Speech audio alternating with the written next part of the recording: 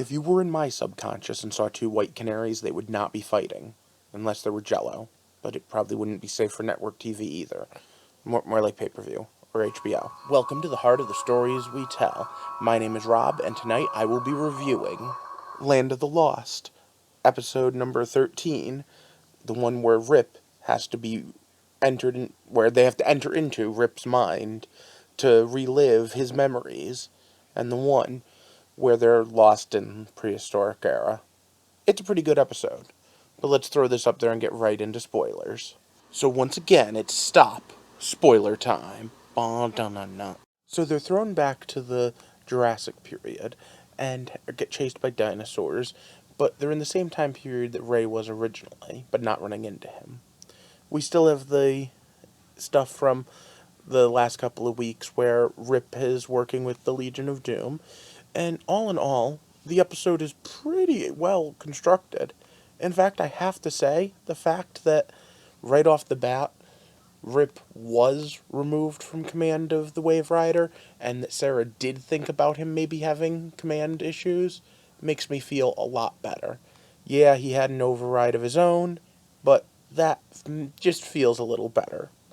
Speaking of feeling better, the fact that McRory remembered his time as being held by the Time Lords and being able to use that to his advantage made me really happy. Him getting more character development is always a plus. Speaking of character development, we also have the romance subplot going on between Vixen and Citizen Steel.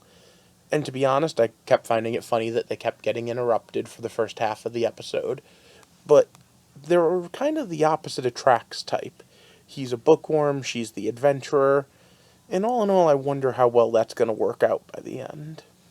But the main thrust of the episode is actually into the mind of Rip Hunter, because they need to use some sort of mental interface device that Rip didn't like and that Rory knew about, to go in and face evil versions of themselves. Hence my joke, because the first one we run into is a white canary.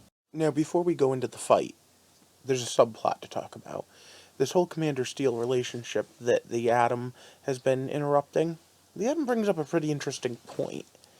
We already met a Vixen. In fact, the Vixen played a very big role in the Green Arrow verse. So, we already know that Amaya goes home and probably dies relatively recently when her homeland is killed.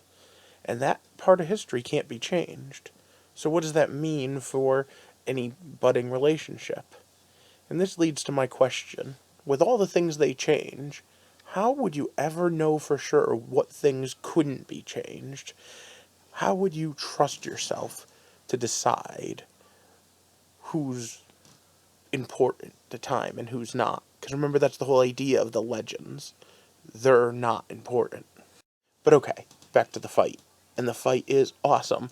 I actually like the bad special effects they use for the fact that it doesn't need to look realistic because it's in Rip's mind for Firestorm, as well as I like the normal Firestorm effect with him holding the red fire. And of course, there's Sarah versus Sarah, which, as I pointed out, in my fantasies is a mud fight. But the whole team's pretty much there. And all of this is because, remember, the Legion of Doom reprogrammed them. But of course, they forgot to reprogram the most important ally, someone that we've just met for the first time in the flesh, Gideon. And I loved Sarah telling her she was hot. So now they have Rip Hunter back, and Rip Hunter knows exactly what's going on. And next Tuesday we have to go to the moon landing, because the final piece of what we've been searching for is there. Because as of right now, the Spear of Destiny is one piece away from falling into the hands of the Legion of Doom. And of course, as we build to the season finale, that's what we've been working on. Now, exactly what's going to happen with all the time travel shenanigans, I'm not too sure. But I have a few bets going. I think that we're going to use this as an excuse to possibly change around the Arrow Flash timeline so that we could have more supers.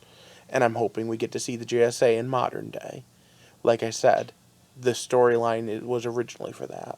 What about you guys? What are you hoping to see from all this?